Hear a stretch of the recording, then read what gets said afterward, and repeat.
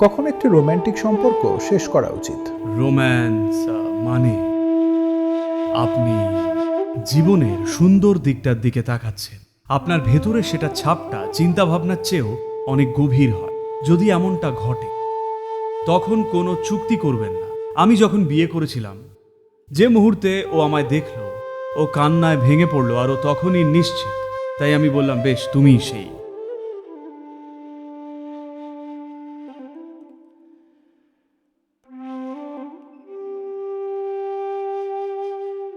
নমস্কারম সদ্গুরু।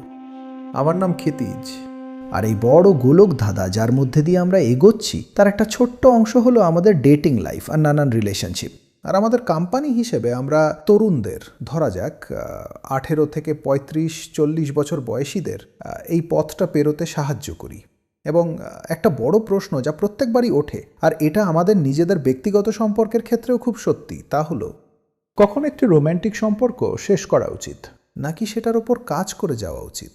কারণ আমরা বড় হতে হতে দেখেছি আমাদের বাবা মাকে। মানে এখন আর জনম জনমের সাথী নেই। একদমই জনম জনম আর নেই। শুধু শুধু এই জনমটাই এত কঠিন হয়ে যায়, কিন্তু ওই ব্যাপারটাও থাকে। মান্থলি, তাই কি? মান্থলি। দেখুন,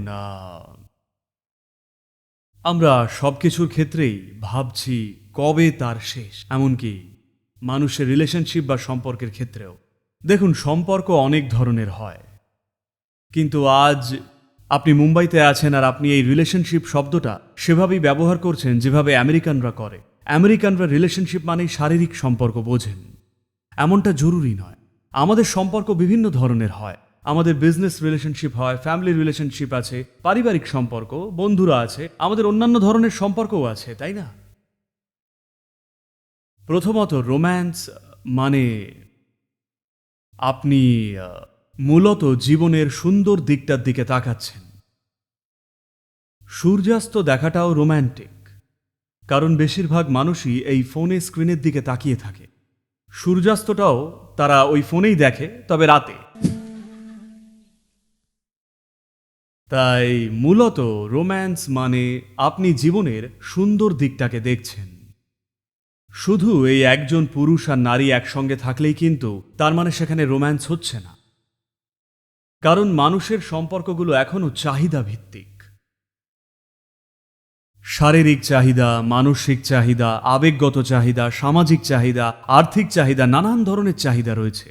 ওই চাহিদাগুলো মেটাতে মানুষ একত্র হয়।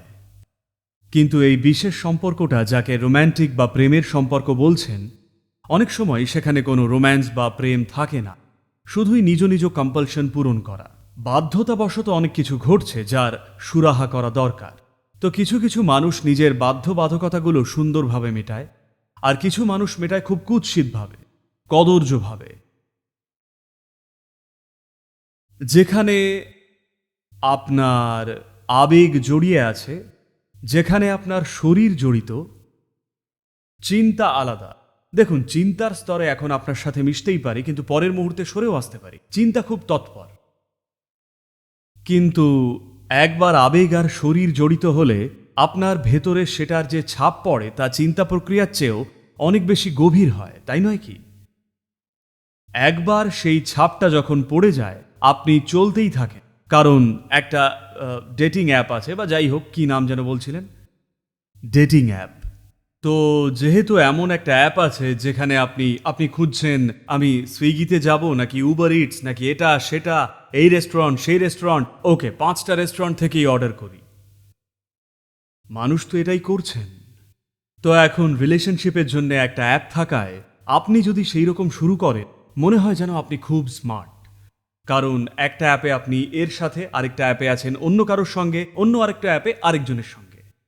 এই তিনজন কখনোই সামনাসামনি হবে না আপনার আশা। শহরটা যথেষ্ট বড়, আর হয়তো তারা একই শহরেরও নয়। দেখুন, টেকনোলজি একটা দুর্দান্ত হাতিয়ার। আমাদের দেখতে হবে কিভাবে এটা দিয়ে আমাদের জীবনকে উন্নত করা যায়, কারণ সেটাই টেকনোলজির উদ্দেশ্য।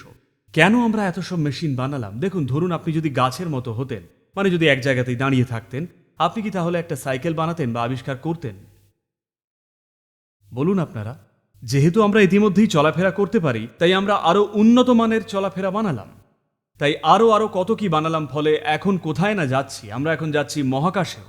শুধু চলাফেরা করতে পারি বলেই, যেহেতু আমরা কথা বলি, তাই বানিয়েছিলাম মাইক্রোফোন। যদি কথা বলার ক্ষমতাই না থাকতো তাহলে কি কখনো মাইক্রোফোন বানাতাম, টেলিফোন বানাতাম? যেহেতু দেখতে পারি তাই আমরা বানিয়েছিলাম মাইক্রোস্কোপ, টেলিস্কোপ ইত্যাদি নানান রকম স্কোপ। তো মূলত প্রতিটি মেশিন এবং টেকনোলজি যা আমরা আজ পর্যন্ত বানিয়েছি তা আমাদের কাছে আগে থেকে যে ক্ষমতাগুলো আছে তারই একটা সম্প্রসারণ মাত্র। যেমন ধরুন আপনি যদি 60 বা 70-এর দশকে থাকতেন, তখন শুধু আপনার পাড়ার কোনো মেয়ের সাথেই প্রেমে পড়তে পারতেন, সে যেই হোক।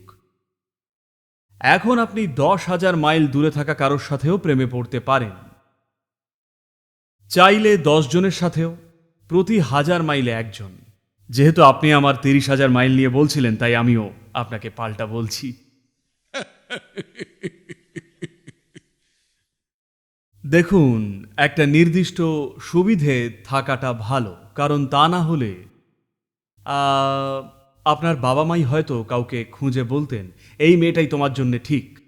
কেন? কারণ ওর গ্রহ নক্ষত্র ভালো, ওর বাবা খুব ভালো, আর যাই হোক না কেন। কেন যে আপনাদের এসব বলতে যাচ্ছি জানেন, যখন আমি বিয়ে করতে যাচ্ছিলাম আমি জাস্ট ওই মেয়েটাকে দেখলাম, আর আমি শুধু ওর ডাক নামটাই জানতাম।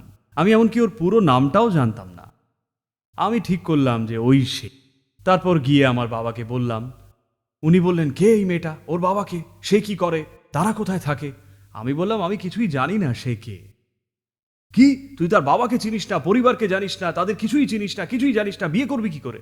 আমি বললাম, দেখো, আমি শুধু মেয়েটাকেই বিয়ে করছি, ওর বাবাকে বিয়ে করার আমার কোনো অভিপ্রায় নেই, শুধুই মেয়েটাকে। আসলে আমি নিজের জীবনে কখনোই কিছু খুঁজছিলাম না। আমি ভেবেছিলাম বিয়েটি আমার জন্য নয়, কারণ আমি নিজের কাজেই খুব ব্যস্ত ছিলাম। যে মুহূর্তে ও আমায় দেখলো, ও কান্নায় ভেঙে পড়ল, আর ওর কোনো উপায় ছিল না। আমি যেখানেই যেতাম ও আমায় অনুসরণ করতে শুরু করলো। তাই আমি বললাম, বেশ, তুমিই সেই। যাকেই দেখবেন তার অনুভবে আপনিই একমাত্র আছেন, তাহলে হ্যাঁ, কিন্তু সবাই হয়তো তেমন অবস্থায় পৌঁছয় না। তখন আপনাকে চুক্তি করতে হবে, ডিল বা চুক্তি ম্যানেজ করতে হয়। ভালোবাসাকে ম্যানেজ করতে হয় না, ডিলগুলো ঠিকঠাক ম্যানেজ করতে হয়। এটা একটা দেওয়া নেওয়ার ব্যাপার। শুধু একতরফা লেনদেন কাজ করবে না, তাই না? সবকিছু, যে কোনো কিছুতেই, সেটা বিয়ে হোক বা বাজার, দুই পক্ষেরই লাভ হওয়া উচিত, তা না হলে এটা কাজ করবে না, তাই না?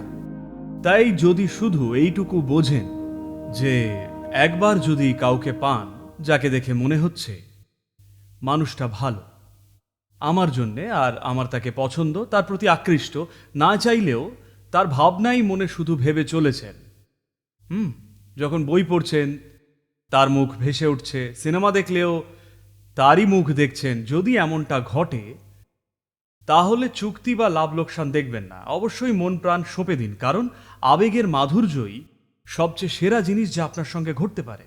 এটাকে যা খুশি নামে ডাকুন। যখন খুব সুমধুর আবেগ অনুভব করেন, তখনই জীবনের সবচেয়ে সেরা লাভটা করছেন।